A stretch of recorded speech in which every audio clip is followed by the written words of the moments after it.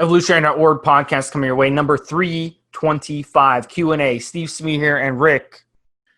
Hey, what's up, Steve? What's up, guys? How's everybody doing out there?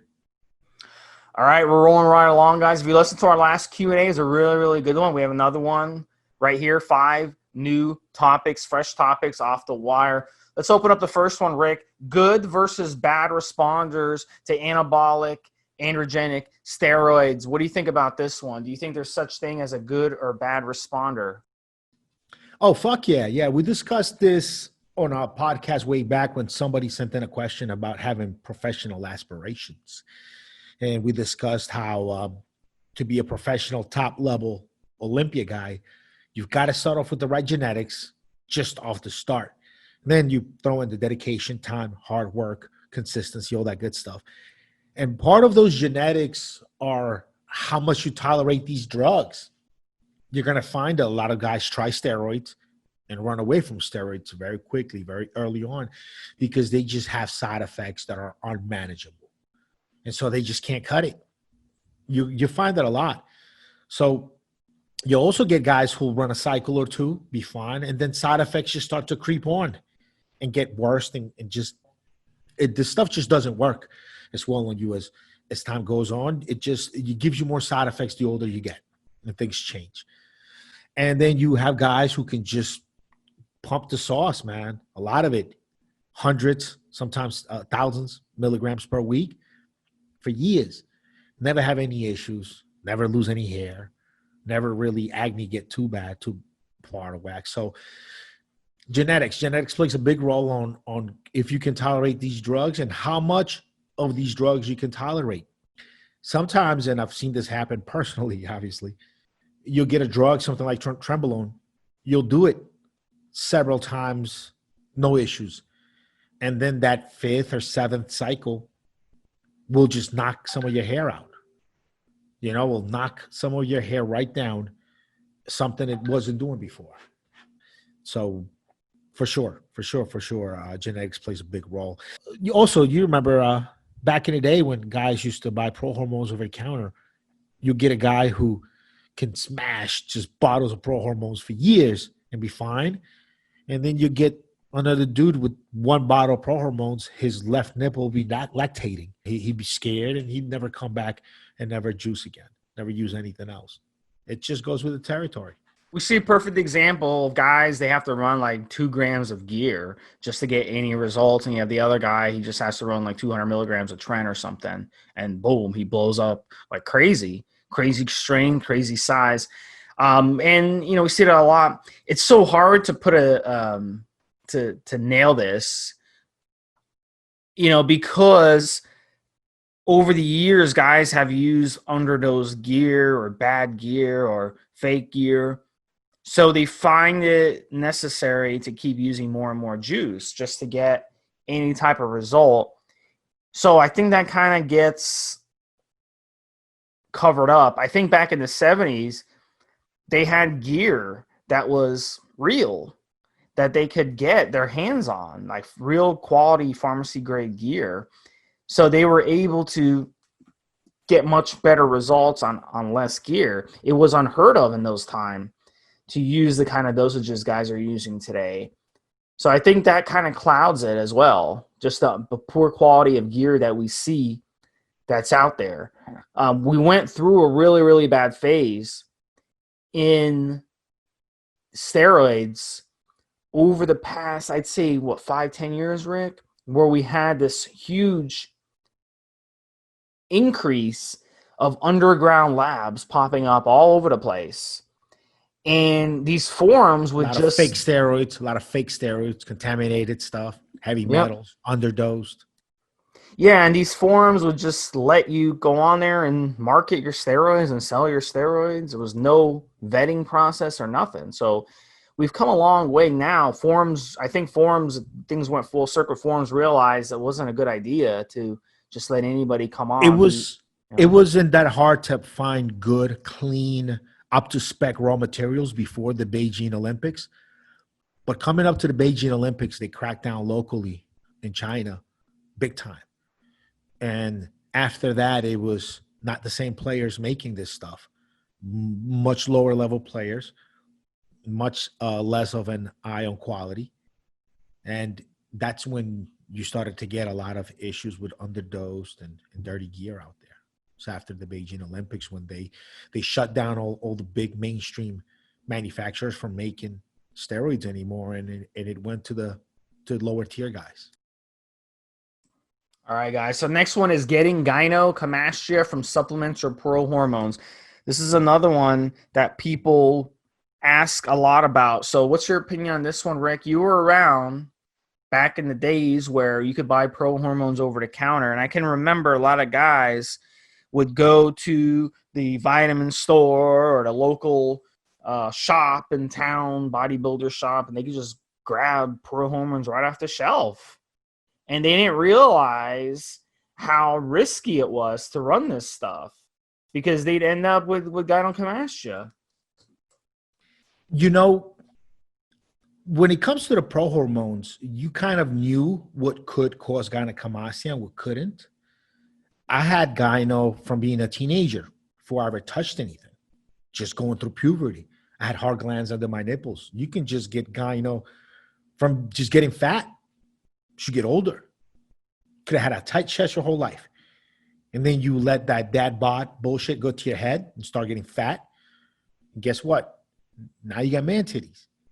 Even if you never touched steroids. So it could happen. And look, one of the most, or probably the most effective anti-gyno remedy I've ever found is a prohormone. It's topical formastine. Okay? Motherfucking topical formastine right on your nipples is incredible as an anti-gyno. It's a gyno treatment. It'll dry your chest right up. And it'll shrivel those glands down like you wouldn't believe. They made formastine illegal. You know, before it became illegal, I know a guy or two that got a couple of kgs caught up in customs before they really banned it. Now it's Schedule 3. Now formastine is like crack. Same as testosterone or Anabol. But yeah, Forma, it's incredible anti-gyno. And then following that, obviously, Arimistane for talking over the counter, which Arimistane is still, all intents and purposes, over the counter. It doesn't have anabolic effects, androgenic effects, the way Formastine does, but it's very effective as anti-gyno right on your nipples. We're talking about that whole prohormone realm of things to call them. But no, I mean, just like steroids, you knew which pros could convert to estrogen. You knew which pros didn't convert to estrogen, and you just used them accordingly. So I just, no more danger of getting gyno from prohormones than you are from regular old steroids. You just got to know what aromatizes, what doesn't. And if you need to take an anti-E with it or whatever, then you just do. Not any more or any less, I think. Do it. Really? What about supplements, Rick? If you're taking a strong testosterone booster, you think it's possible to get gyno? Why not? I mean, if you raise your testosterone levels up really, really high, you could get some additional estrogen, and you could get some gyno symptoms. Will you get hard glands that you then later have to get removed by a doctor? I've seen it happen to guys coming out of puberty. I've seen it happen to guys out of obesity, but not from a testosterone booster so far. But I mean, why not? You're raising testosterone levels, which will in turn create more estrogen. Could very well happen. Yeah, I mean, if you take a strong enough testosterone booster like HCgen or ADS, and you think it might raise your estrogen, then you could still find Arimistane over the counter. Arimistane, you just walk into any health food store, tell them you want Arimistane, anti-estrogen, and they'll have it. You know, FDA is out sending letters to some companies trying to get them to stop carrying it, but for all intents and purposes, it's still over the counter. It's not prescription. It's not scheduled. You can get Arimistane. Is a very effective anti-estrogen if you wanted to use that. But no, I mean, yeah, I mean, it wouldn't cause gynecomastia any more than high natural testosterone levels could, and they could. The thing is, though, a good quality testosterone booster like N2 Generate ES or N2 Generate, they also have ingredients that balance estrogen included. So you're not going to get prolactin on ES. We have some ingredients that also help to lower prolactin as well, because that's the ES formula adds more ingredients to help you with your erections and your libido. So a couple of things within that formula is lower prolactin and also increased nitrogen retention. So those two, and also enzyme inhibition to help with erections using, the epimedium, the icariin.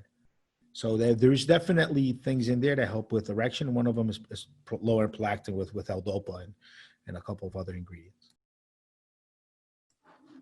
All right, so let's move on to the next one. It is face turning red on cycle. So this complaint, we'll get this complaint every now and then. And right off the bat, one of the things that I suspect is happening here is high blood pressure. And it also could be blood rushing to the head, face area, causing the redness to show up. So that's one of the things that anabolic steroids will do when you're on cycle, is they can definitely affect the way your blood flows, the stress on your body, moving the blood around a different way, causing an issue with high blood pressure, increased heart rate, stuff like that. So, that's pretty common to have, but it should be reflected as a red flag when something like that comes up. And you shouldn't be ignoring it. You shouldn't be like, well, I have a red face. Well, I'm 5 weeks into steroids. I have a red face now. Well, let me just ignore it. No, you really need to be protecting your body. You need to be getting on N2 guard right away. The N2 guard will help balance your cholesterol levels. It's going to help with your blood pressure. It's going to help get your heart rate back down. It's going to help a lot when it comes to your organ health. And that can really make a difference when you're seeing that redness in your face. So that's the first thing I would tell people. A lot of times guys will come back and say, well, I tested my blood pressure and my blood pressure is normal. Well, blood pressure doesn't mean, just because your blood pressure came out normal doesn't mean that your heart's still not taking a beating on cycle. Because what happens is all anabolic steroids do cause your cholesterol levels to get off track. So it can still affect, your heart could still be affected even if your blood pressure is normal. So don't think otherwise.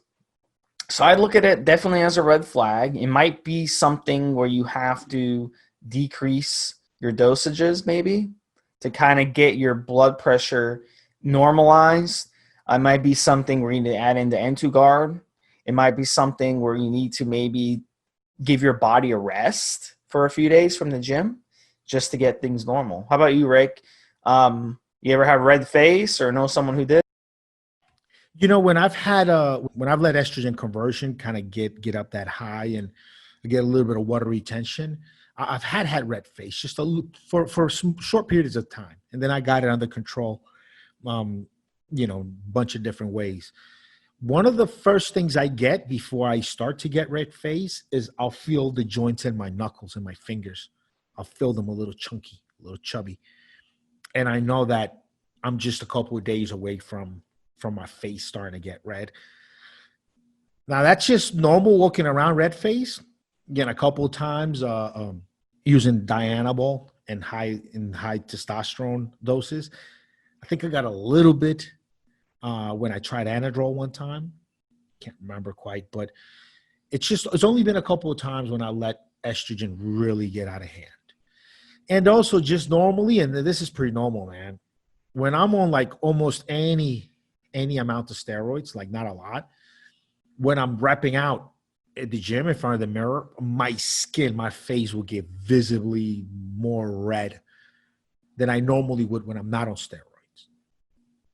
Like I can tell a difference. Like I'm like when I'm straining, when I'm putting the work in, I could just see my skin way flash way red hotter on the steroids than not. But Yeah, just walking around, it's mostly just an estrogen issue, has been to me. Estrogen issue and water retention, usually from estrogen. So just making sure my estrogen, get a blood test, start the anti-estrogens, make sure you get your estrogen under control. It's a good idea to get a blood test while you're puffy and red like that. So you kind of see where your levels are at for you to have that side effect, and you store that, make a nice little note of it. Then you bring it back down. If you can, get another blood test once you're normalized and compare them. And you just have these lying around and you just make a note. Took this one when I was feeling like this, picture, felt like shit. My knuckles were chunky. My face was reddish. Here's where my levels were at. 2 weeks later, I was on, 6 mgs a day, 12 mgs a day of Aromacin. Felt great, not chunky, good gains. Here's where my test levels were at. That just, it helps you build your own profile of what your body can handle and what you're doing and all that good stuff. So that's just what you do, man. Just a blood test and respond to the effects by tweaking the meds a little bit. And look, we're not saying that it's a good practice to go in and self-medicate, but it's kind of what a doctor does too, man. You go in there, get a script, try a little bit. Hey, doc's not working. Change it up a little bit. Hey, doc, worked too well. Change it up a little bit. Tweak it. You just kind of fucking with these meds yourself, but it's always a little bit hit and miss, and it's always experimental. You start off with a dose, and sometimes you have to change to something different. It's just part of the process, and knowing yourself and having blood work to go along with notes on how you felt at certain times, it just helps. It really, really helps. Yeah, it's definitely something to watch out for. Next one, guys, artificial sweeteners. Are they okay? So when people talk about artificial sweeteners, they're usually talking about stuff like aspartame. They're usually talking about like Sweet and Low or those things that they sell at the restaurants, that they have at the restaurants, the Sweet and Low, that little packets of the other things. Like, help me out, Rick. What are some other examples of artificial sweeteners that are in products? Bro, I don't fuck with artificial sweeteners at all. Like, I know what you're saying, but equal is the other one. I'm chasing. I got it. I've got it in my little. I've got it on OneNote. So I always have notes of things that I need to do some research on.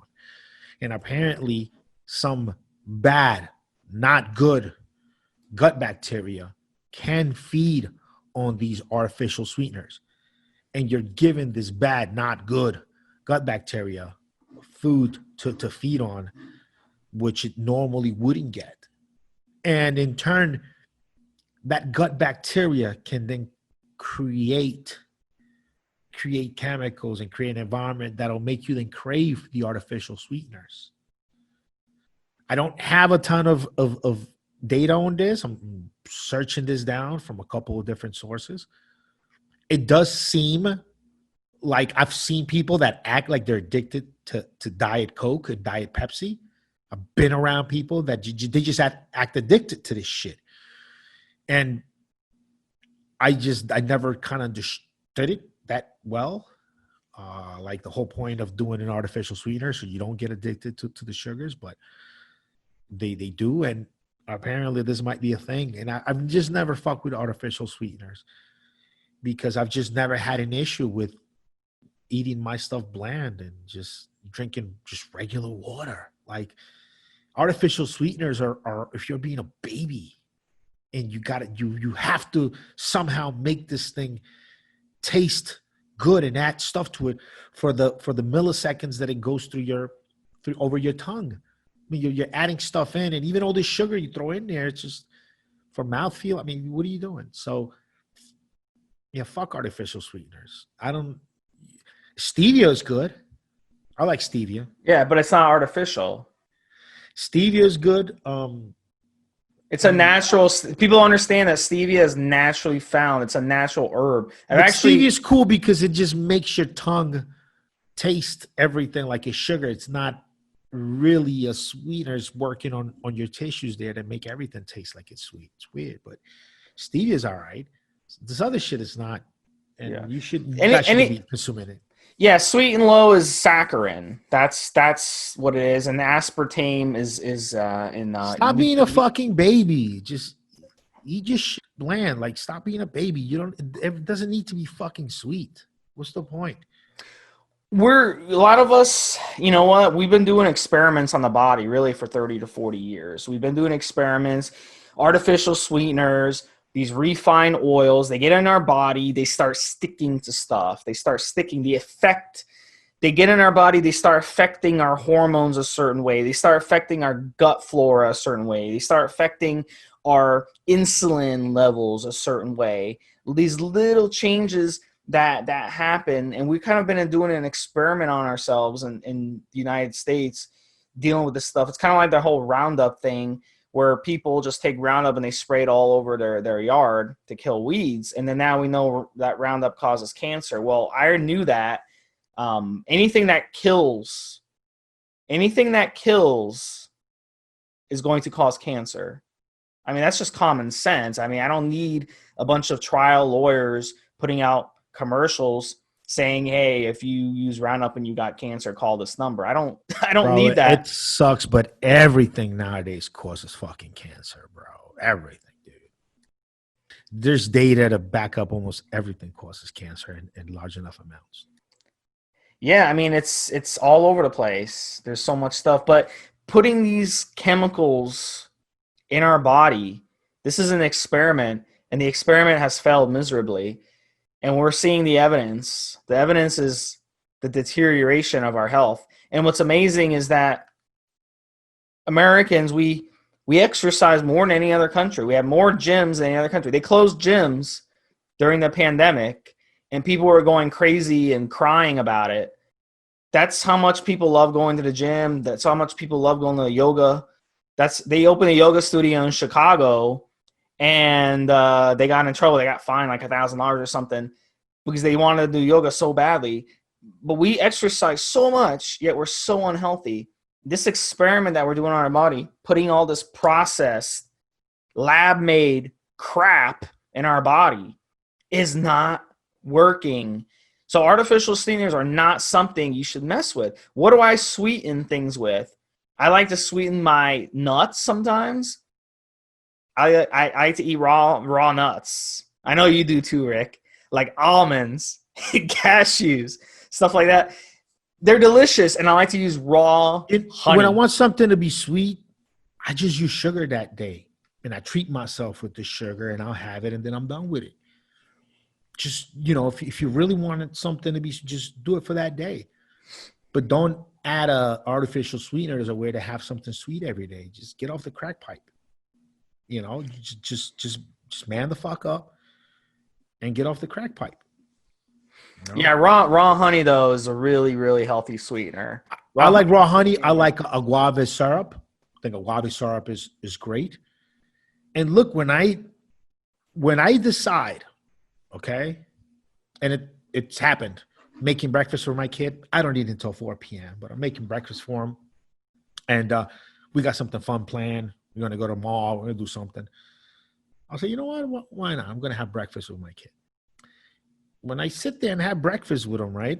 I mean, I'm eating fucking pancakes, waffles. I'm putting the syrup on that shit. Like, I'm just doing it, okay? I'm not putting artificial sweeteners on waffles. That's just like, come on, man. Like, what are you doing? If I'm going to do it, if I'm going to have it, I'm putting the syrup on that shit, putting some butter on it, a slice of bacon, and I'm hitting it. And I'm going to have to work this off as days go by, a little extra cardio. But just do it. Just do it. Have the sugar rush, and be done with it. And fuck it. And then you can eat bland the rest of the time. But this thing where you aren't adding artificial sweeteners to your diet every single day, like as a habit, as a thing, come on, man. Just cut it out. Just man the fuck up and just cut it out. There's no need for that. Agave syrup is cool. Raw honey, love raw honey. That's fucking cool. Raw honey and like all natural almond peanut butter, whole natural almond butter or peanut butter with raw honey. Mix those three together. Oh, it's a great snack, man. Woo! On top of maybe a slice of a green apple. Incredible stuff. But or on cheese too, bro. A nice piece of cheese, raw honey, and all natural peanut butter on top of that, or on a banana. It's good stuff. It's good eating right there.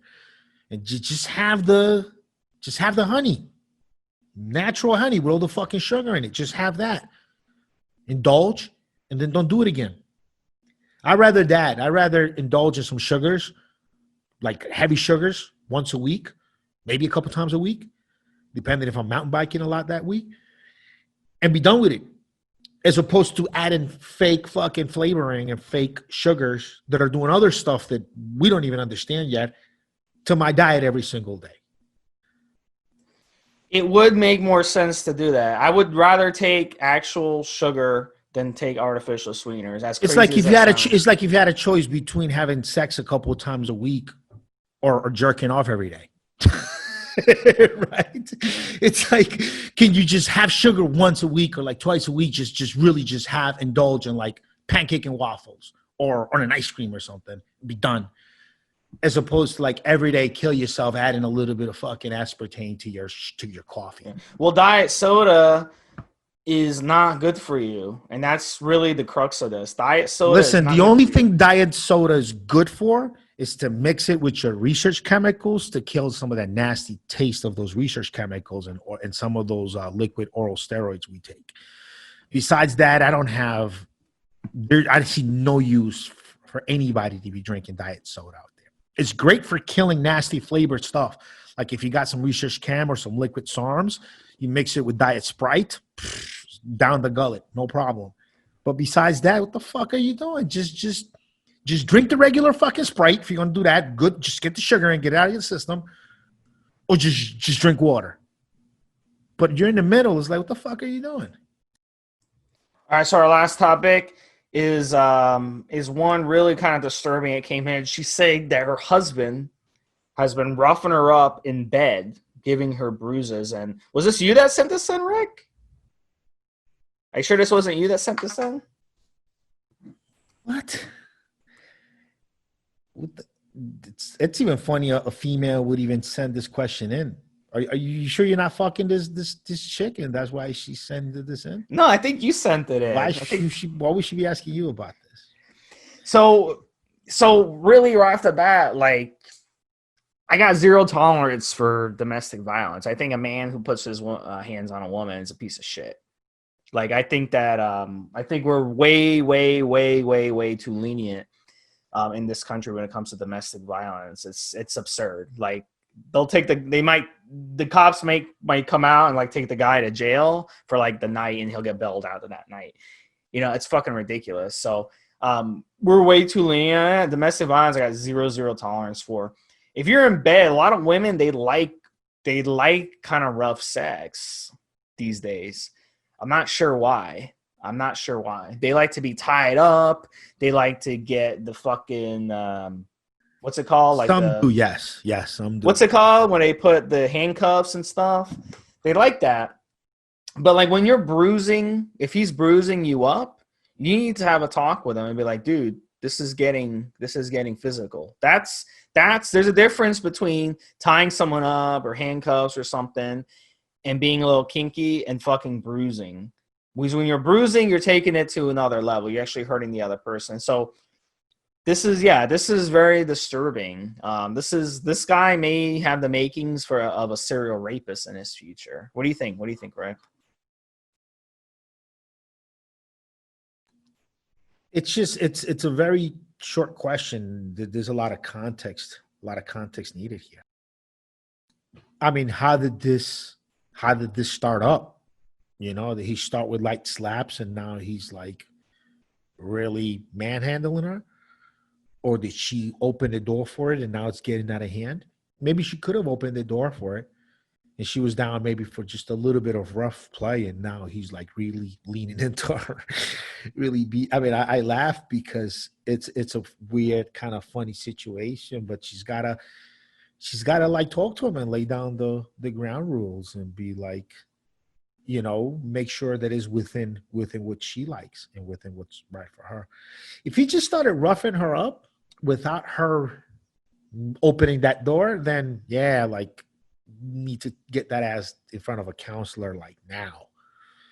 But if you open that door, if you started to show him that you enjoyed this and he started doing it and you liked it, and now he's just going too far, then just make sure you talk to him, make sure you reel that shit back in, get a safety word. Safety word always works. So you can, during the act, you can say no, ouch, and all these things, and it's just part of the play. But then when you say, like, I don't know, whatever, make up a fucking safety word. Tomatoes, Stevesmi. Once you say Stevesmi, that's your safety word. Pineapple. Yeah, call him that Stevesmi. So that's Evolutionary Podcast. That's your safety word. Then he knows now you really mean stop. But you saw that. You saw that from the Amy Schumer movie, didn't you? That's from the Amy Schumer movie. She was having sex with this young guy, and he said pineapple. Really? I don't. I mean, I've seen safety word stuff on like documentaries. I've done stuff with girls like this, but we've never gotten far like we need a safety word or anything like that. But you seem like you'd enjoy getting roughed up, though. I like to please. You strike me as that type of person. What, that I would like getting roughed up? Yeah, that you would be the one. It'd be on your end. You seem like that type of person. Not at all. Like, okay, so I've dated a couple women that want to get manhandled a little bit, and I'll do it just the right way, just to please them. But it's not something I like, and I don't like myself being putting shit on or being manhandled, putting on a neck thing, and none of that stuff. It just doesn't appeal to me. I'm actually pretty classic, pretty boring when it comes to that. But I have dated women that were like, for one reason or another, like to get roughed up, and they, and I wanted to please them. So, you find the way that they like to be roughed up sometimes. So you just do it right without going too far and staying within the confines of what she likes to have done. And that's what this lady's got to do. She's got to really kind of spell out for him a little bit what she actually enjoys and what she doesn't. Some women just like to be like pressed, like they just like for you to hold their arms or their legs, you squeeze them a little bit, and that's it. They don't like any of that slapping or choking or anything. Some women like to be choked and slapped during the act. Some guys do too, right? You just got to have that conversation and make sure that it's all like fully 100% consensual, because and I think what it sounds like, buddy, it sounds like they're lacking a safety word. Like they might be in the act and she might say ouch, ouch, and it's kind of playful, but then the fourth ouch is real. She's really getting hurt, but he's not getting it. So they need kind of like a little safety word or some kind of number structure or something so they know where they're at pain threshold wise, and they'll be fine. But yeah, and again, if he's like roughing her up and she never opened this door, she never let on that this is okay, then take that ass down to counseling like now, because this is going to get out of hand. Most likely than not. Wouldn't you agree, Steve? Like, have you ever had a girl that likes to get roughed up during sex? No, not. I don't think a girl would want to get roughed up that. You've bad, never had one. Bruises. I mean, I've had ones that like to be like tied up and that type of shit, but nothing too bad. But I think, why are you married to someone and this is now like becoming a problem? There's something. Yeah, bro, this shit runs. Know what? I think the guy's been watching too much porn or something. Bro, I run across so many guys that come to me and they talk to me about this girl they married like somebody they don't know, like, oh, she's gonna do this and she did that and she did this, and I'm like, dude, you fucking married this chick and she's doing all of this. I was like, oh, dude, I didn't think she ever would. You're just lying to yourself about this person, bro. Like, you can't. There's no way you go so far down the line where you walk down the aisle with somebody And then they start coming out of with things out of left field. Like you were in denial the whole time. You just lied to yourself about who this person really was. It doesn't happen like that, dude. Like, how the fuck do you marry someone and then just figure out later on he was, if she likes to get roughed up, you'll see that. You'll see that pretty early on. Very important to, drive the car off the lot before you buy it. Isn't that the old saying? Test drive the car before you buy it, because you would have been able to notice these types of behaviors. I honestly think this guy is when your girl asked you to, how do you figure out, how do you know your girl like being tied up or she like getting roughed up? Is this a conversation you guys had? Like, next time we have sex, we're going to do this, or did you just start figuring it out? No, I think we were watching like a show or something, and that's what happened. And she brought up the other day. She's like, "Oh, that looks like fun. Let's try it." And that's how it kind of went. Why are you trying to get your girl to do that? She said, "Oh, that's kind of fun. Let's try it." And then next time you guys went, she had like a whole fucking outfit. So if you want your girl to do it, bro, just put on like a video of it doing it. Be like, "Hey, check this out. What do you think?" And she might be like, "Mira, see." She wants to try it. If you want to figure out what she likes, you got to be real conscious and really watch her when she's horny, when you guys are having sex. See, I think maybe a lot of guys don't get to do that because they're too busy trying not to fucking come. But like, if you can like really watch her and see what she reacts to and see how she reacts, all this stuff starts to make sense really, really quickly. The girls that I've had that like to get roughed up and like to do, rough play, it wasn't something they were like fully really big into before they met me. It's something kind of that came out as we explored, as we had sex. Like, for example, like let's say you're having sex with your girl, like in my case, and when she's having an orgasm, she's like maybe digging her nails into her breast or like even choking herself. Okay. So then you kind of know something's kind of out there.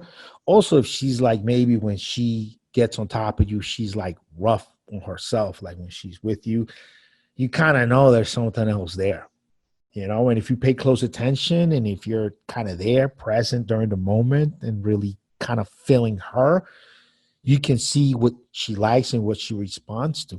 Shit, just even the way she reacts when you change pace, like if you're kind of like taking it slow or if you start going hard, just how she reacts to it. She's letting you know the whole time how she likes it done. She's just not saying it, but she's telling you by her reactions that she's giving you. So if you get a girl and then she starts roughing herself up on you, she starts, grabbing herself, digging, you could see that. You could see her trying to, like, when she's reaching orgasm, she's trying to enhance her moment by like squeezing herself or like pinching herself or whatever the fuck. Then you're witnessing something that matters, right? And if you're that dude that can figure all that out and unravel that out of her and bring her to an experience where she's being made love to in a way that she'd be too embarrassed to ask anyone to do to her, but you fucking figured it out without her having to spell it out for you. And next thing you know, you're making love to her in a way that she'd be too embarrassed to tell any other man to do it to her just that way. Usually it's those girls with like the nose rings and the eyebrow rings. Not at all. The tats. Nope. Nope. Nope. Dude, let me tell you something, bro. Let me tell you this, dude. I've dated fitness chicks that put half naked fucking pictures of themselves, sexy ass pictures of themselves on Instagram every day. And they're like so bland and prude and bad and they suck. And I've gone out with girls that are like, don't put up a bunch of pictures. The librarian. Yeah. This one, and they don't even like talking about sex. They don't even like sex jokes. They don't even, But man, you get them in the mood, you get them to unravel, and they want everything. They want to be called names. They want to be choked. They want things to get crazy. And yeah, it doesn't. It doesn't. It doesn't have anything to do, man. One with the other. As funny as it sounds, it doesn't. Appearances will deceive you a lot. I think deep down they might have some daddy issues going on. I've again, dude. Bro, I've seen some girls again post some crazy ass pictures on Instagram, and then you get them in bed and they can't hang. And then you get like some girls that are like prude. They have like 200 followers, no pictures. Every picture's from like the waist up, and they'll take as much as you can give them. It doesn't.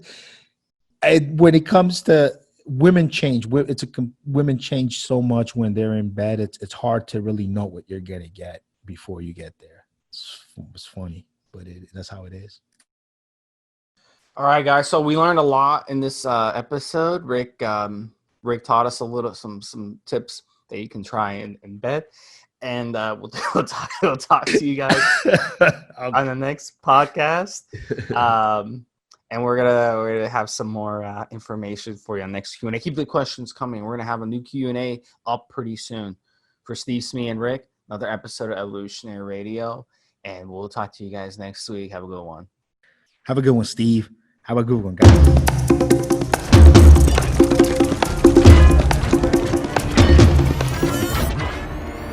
Guys, this is the required legal disclaimer. We are only sharing our experience from years of steroid use. We are not doctors, and none of what we say should be regarded as medical advice. Always check with your doctor before taking any drugs or starting any training program.